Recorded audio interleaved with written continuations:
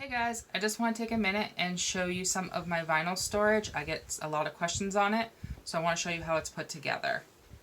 Take a little tour over here. So back up and show you the whole thing here, and then we'll go into detail.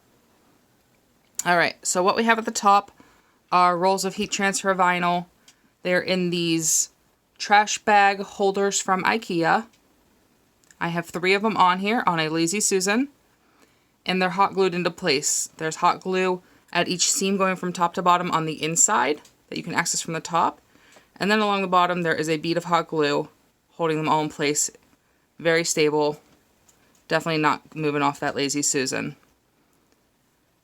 Then I have the Kallax from IKEA. I got the 1x4. You can get different dimensions. It doesn't really matter, whatever works for your space. Each of my shelves does slide out. Makes it for easy access. I'll show you when you take it out. They're each held in by these rails. We cut these rails. We put them in here with hot glue, both sides. There is a template for even spacing of them. We can provide you the link to that. Then we cut shelves. I painted the fronts of them white so that they would match. Definitely makes for easy access to my flat vinyl.